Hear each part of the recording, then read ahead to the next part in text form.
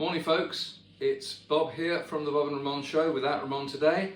It's a lovely morning, it's an October morning, it's a gorgeous day. I shouldn't even be inside, but I've got my gardening gear on, ready for all that later.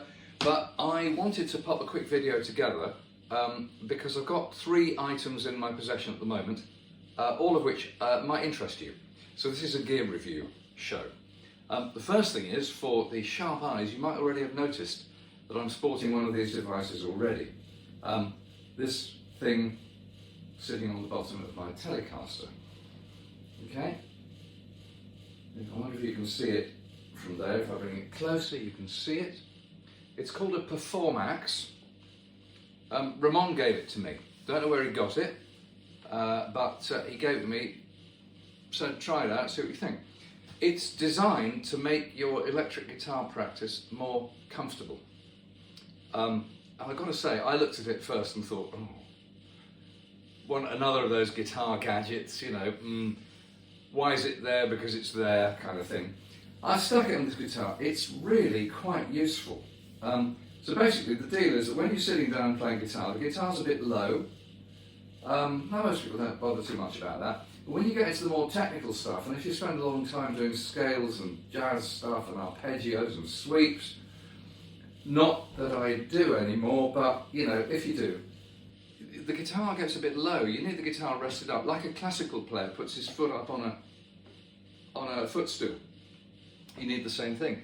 And this thing does that, and because it basically grips onto a guitar, you can put it on the guitar anywhere you like, and you can adjust it as to how far away it sits from the guitar, so you can adjust it for your own needs. It fits onto pretty much everything. I'm not sure I'd want it crushing the edge of a nice thin line semi, like a 335 or a 330. I'm not sure I'd want it that, because it does need to grip on a bit, otherwise it just falls off, because it only holds on at one end.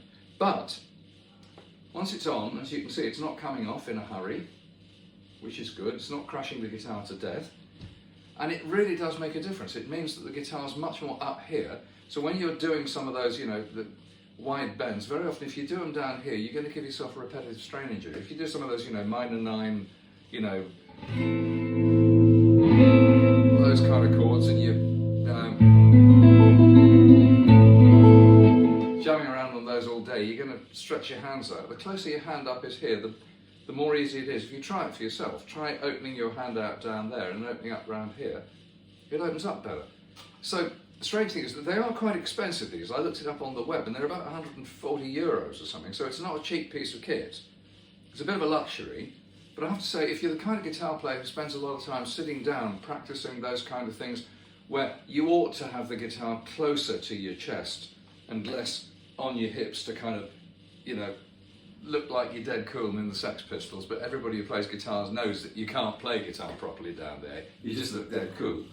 Dare I mention one of my bête noire, Johnny Depp, looks great. Enough said.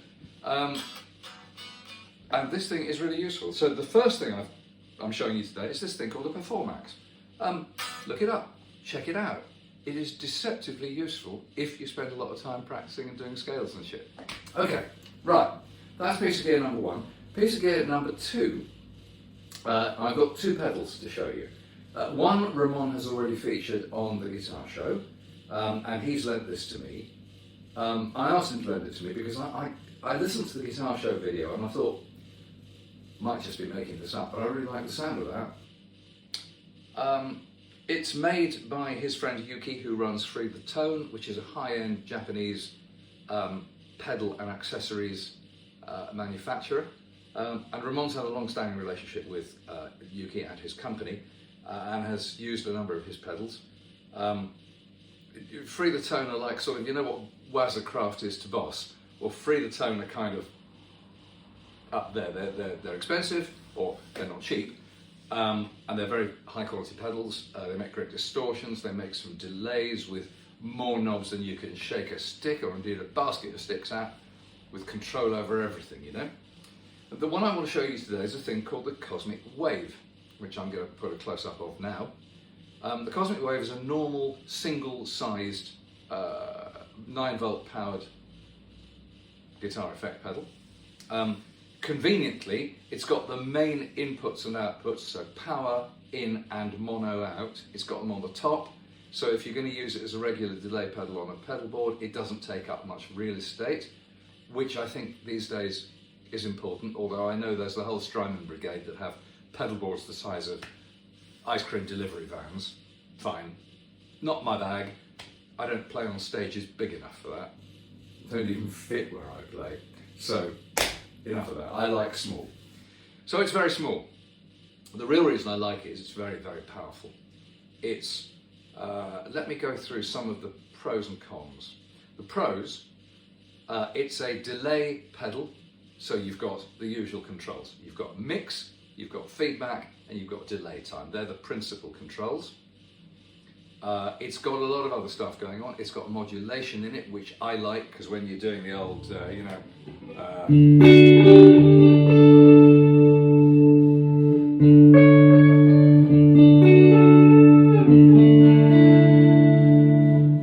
the rhythmic.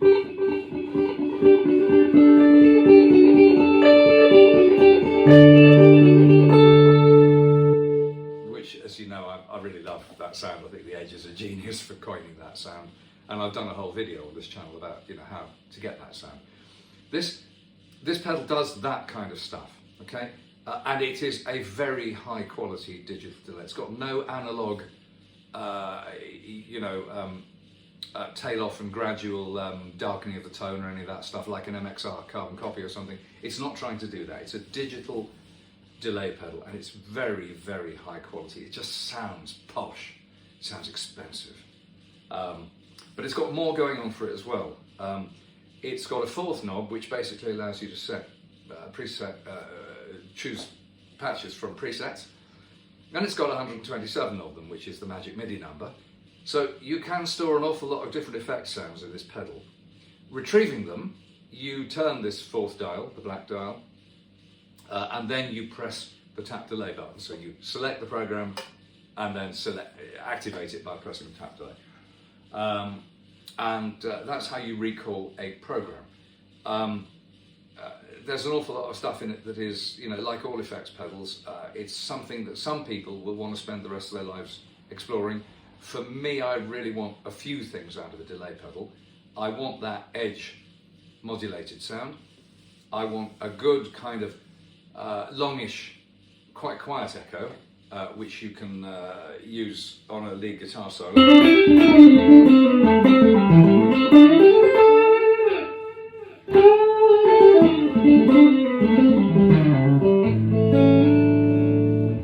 Something like that. Couple of repeats, quite long repeats, quite low in the mix, because when you crank it up, it's going to be quite prominent. So that would be a kind of hero lead guitar sound. Another one that I tend to like, a slapback.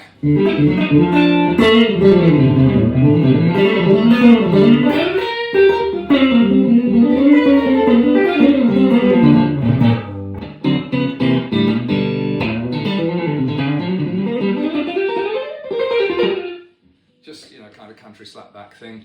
I haven't programmed one in, but you could easily and convincingly program in the kind of delay that the country players use and play against. I mean, Albert Lee uses it all the time. Dig, dig, dig, dig, dig, dig, dig, dig, like that. So you can dig a dig a dig a dig a dig a dig a dig a dig a dig. So you sound like a dig a dig a digging when you're actually just dig, dig, dig, dig, digging. It's a great trick. They've been using it since the 50s. But nobody does it better than Albert Lee. I mean, it sounds amazing when he plays it, because frankly, he could play the arse off anything without a delay pedal at all. When he adds the delay pedal, it just ices the cake. So it can do all that kind of stuff as well.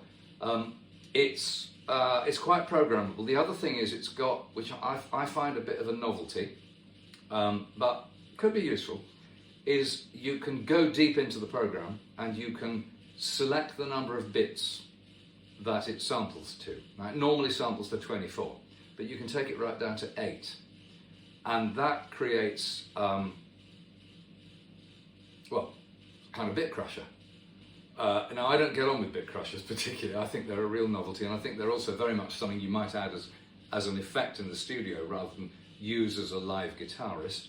But then I'm not the kind of live guitarist who tends to produce kind of spattery, distorted, dark sort of filmscape type ambiances. I mean, if I'm playing out with Ramon, I do some ambient work underneath his African picking, and we find it really fills the sound out, but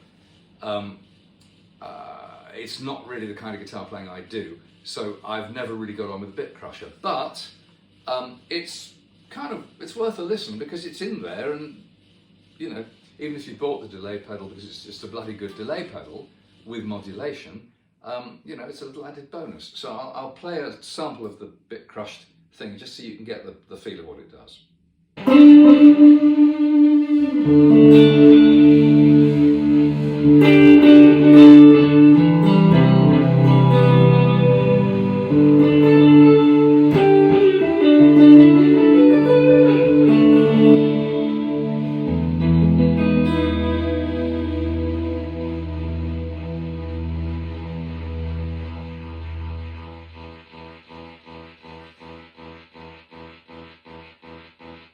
Enough! So you can hear the kind of sausages going on in the background thing of a Bit Crusher. Basically that's just the delays being more and more improperly sampled, so it breaks up into distortion. It's quite fun. The only thing is I haven't been able to work out a way on this device yet of actually controlling that. So when you've got the feedback on the notes that you want that kind of decays, you can control that and you can get as much or as little as you want. But when it starts to crush the bits, the feedback remains, hence I had to turn the amplifier down. In fact, no, because I switched the pedal off, it's stopped doing it. But it would probably be going on now if I left the amplifier going. So you decide how useful an effect having a Bit Crusher within a delay pedal might be. But it's in there. It's got EQs, it's got 5 different settings of what it calls cosmic delay, which is basically more complicated delay and modulation algorithms. For me, they get a bit elaborate. And once again, we're into the discussion area about whether or not a device like this is a live device or a studio device. And for me, it's a small floor pedal, so it's a live device or something for your pedal board. Whereas adding these kind of effects, I mean, if you're in a studio, you've got rack units like Eventides and what have you, you know, or your Axe FXs and all those kind of amazing effects where you can dial in and fiddle with every parameter you want in your own good time while the track is playing back. So I'm not saying one is better or worse, it's just one really has live and practical now applications and the other has afterwards production applications. And this crosses over a bit for me. The final things to say about this device, it has a little tiny, very bright digital screen, but it is a very tiny screen, which means that some of the lettering is unbelievably small, even wearing telescope glasses. So it's the kind of device you'd probably want to program in half a dozen sounds before you went out of a night or went to a rehearsal, rather than bothered everybody by squinting into this tiny little hole to edit it. Now, I'm not really complaining because there isn't any more room on the device to put a bigger display, so it would be totally unreasonable to ask for one, but it is very, very small. I guess the only other 2 things to say is that you can save 2 presets, so you can recall them instantly. So, you know, for many gigs, you might decide that your slap back and your kind of guitar solo, hero, echo were your 2 gig delays of choice, and you can have them under your foot and you can pull them back like that, which is really useful and really clever. And the other thing to say is the price. It's not cheap. If you think you can pick up something like a TC Flashback, which is a pretty flexible, pretty good quality pedal for around about 100 at the moment, this is 279, 280 quid. So it's a high-end piece of pedal kit, but these days the pedal market seems to be tending towards that anyway. Lots of pedals are up between the 130, 140 and 300, 350 pound mark, according to whether they're any good, how much cachet they've got, whether Stevie Ray Vaughan ever used them. But it's a high quality pedal at a highish price. Anyway, that's Free the Tones Cosmic Wave. While we're on the subject of crushing bits, I've got one more thing to share with you. Okay, Might be a bit more hum here because now I've got a gain pedal of sorts. This is a real curate's egg, this pedal. It's a really interesting one. It's not without its attractions, but it's a very specialised piece of kit. It's made by a company called Aclam, who I think are from Portugal. I came across them because they make really, really good, really clever, flexible pedal boards. A friend of mine's got one. It's, you know, a source of some envy, actually. It's really beautifully made. They have kind of rails that you can attach gear to, either the conventional Velcro way or using a kind of clip system they've patented. The device is expandable that way and that way, so you can kind of figure out what size board you want. The device has adjustable legs at the back so it tilts, and those adjustable legs fold under when you put it in the gig bag. They're not always there. So it packs up pretty tight. The Aclam pedal boards are well worth a look. They also make pedals. They started out by making something, I think it's called the Dr. Robert, which is supposed to recreate the sound of the Beatles' Revolver era. So you're probably talking about Voxes and a few Fender amps. You're probably talking about some Epiphone Casinos, maybe a Telecaster or two, a Gretsch, stuff like that. I don't know that pedal, but this one has come into my hands. Again, I don't own it. It's just on loan. And it's called the Woman Tone. So I'm not going to give out any prizes for your guessing which tone it's about. It's about early Clapton in cream and his woman tone. And it offers that. Basically, it's got quite a lot of clever circuitry inside it. If you read the manual, it's got kind of modelling effects. I'd describe it as a very specialised fuzz box. That's my impression of it. It's got volume gain and this thing called woman tone, which basically rolls the treble off but also adds different frequency boosts and stuff to it. So, just playing the obvious, you know.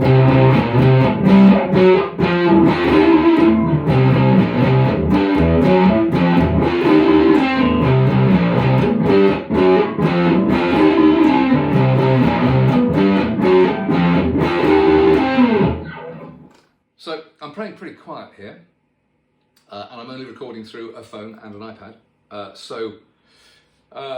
you know, aim off for complete accuracy, but already I think you're getting the impression there's quite a lot of gain there. This is one of their recommended tone settings, because in the manual they give you several tone settings. The manual talks about it being a pedal that you can use as a kind of gain pedal, as well as for delivering this woman tone. I'm not sure about that. I think this pedal has got such a strong sound to it and focuses so much on producing this woman tone, which it doesn't do badly, you know.